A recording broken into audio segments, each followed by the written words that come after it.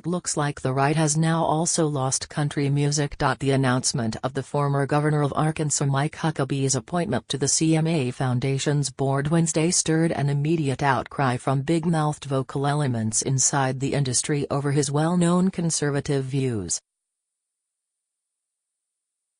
And sadly, as we on the right have seen so many times before, those loud voices always win. Governor Huckabee has now been forced to step down. But not before penning a letter to the organization, to the CMA Foundation board from Mike Huckabee March 1, 2018. Dear board members, it appears that I will make history as having the shortest tenure in the history of the CMA Foundation board. I genuinely regret that some in the industry were so outraged by my appointment that they bullied the CMA and Foundation with economic threats and vowed to withhold support for the programs for students if I remained. I had no idea I was that influential. I'm somewhat flattered to be of such consequence when all I thought I was doing was voluntarily serving on a nonprofit board without pay in order to continue my decades of advocacy for the arts and especially music. The message here is hate wins. Bullies succeeded in making it untenable to have someone like me involved. I would imagine, however, that many of the people who buy tickets and music are not that unlike me. I hereby tender my resignation effective immediately. I hope this will end the unnecessary distraction and deterrent to the core mission of the foundation, which is to help kids acquire musical instruments and have an opportunity to participate in music programs as students. Since I will not be able to continue in what I had hoped to be useful service in this endeavor, I wanted to at least put some things on the record. I have no expectation that it will change the irrational vitriol directed toward you or me for my religious or political views that necessitated my abrupt departure, but I want you to know what you would never know by reading intolerant and vicious statements on the internet about who I am or what led me to want to be a part of your efforts to empower kids with the gift of music. So please bear with me. Music changed my life. I grew up dirt poor in South Arkansas. No male upstream from me in my entire family ever even graduated from high school. I had no reason to believe that my life would consist of anything but scratching out a meager living and hoping to pay rent in a house I would never own, just as generations before me had done. Music changed that. The gift of an electric guitar by my parents when I was 11 put in my hands a future. It took them a year to pay for the $99 guitar they bought from the JCPenney catalog. Granted, I was never good enough to make a full-time living at music, but the confidence I gained by playing, being in front of people, and competing against myself and the low expectations I grew up with was transformative. No need to recite my entire history, but I was especially baffled that I was accused of not being supportive of public education. I am the product of public education. As governor, my own children were the first children of a governor in 50 years to have their entire education grades 1 to 12 in the public schools of Arkansas. I fought to give teachers the largest pay raise in state history.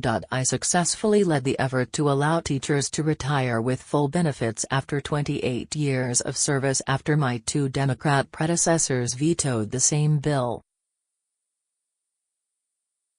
I personally shepherded through legislation that mandated both music and arts programs for every student in grades 1 to 12 and taught by fully certified teachers. We were one of the only states to have ever done that. I was chairman for 2 years of the Education Commission of the states, comprised of all 50 governors, education leaders in the Senate and House from all 50 state legislatures, and the state education chief for each of the 50 states. My chosen theme and agenda for those 2 years was music education for every child. I launched an initiative, Play It Again Arkansas, that promoted donation of musical instruments that would be professionally refurbished and provided to students whose parents couldn't afford the rent or purchase of an instrument, allowing them to be in the school band. I traveled repeatedly to D.C. with the NAM Foundation to advocate for music education and have worked with them for several years to urge states to mandate music and arts education.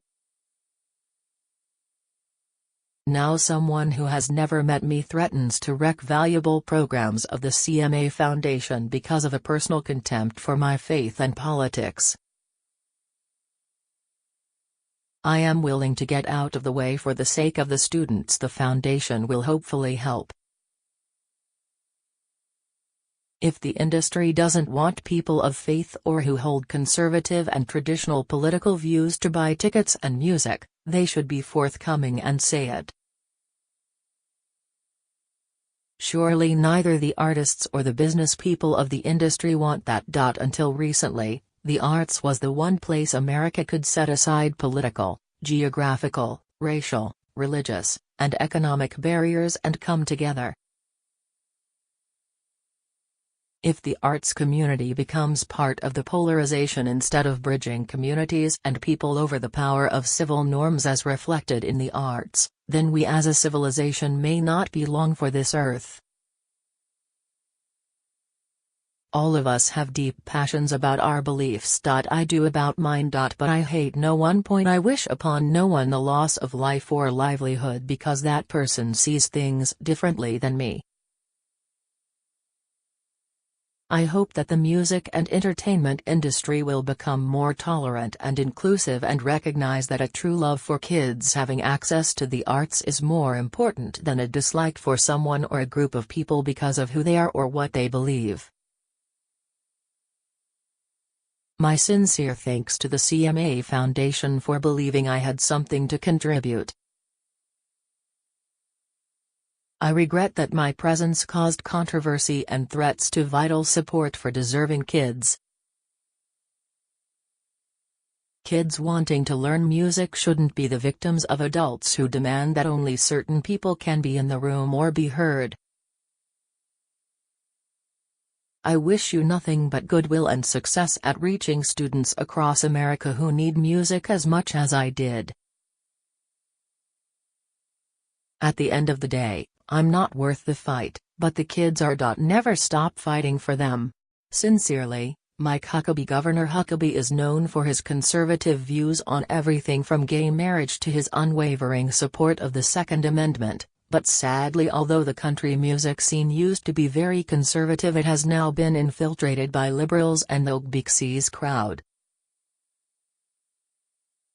But keep in mind that Huckabee's appointment has absolutely nothing whatsoever to do with the fact that he is a conservative, because it's not a political appointment of any kind. Instead, it's because of his great love for all kinds of music.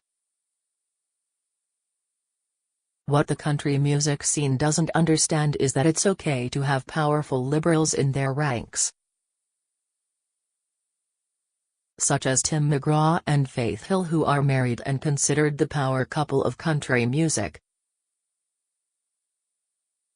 But they keep their liberalism in the closet except when it comes to their ludicrous stand against our Second Amendment,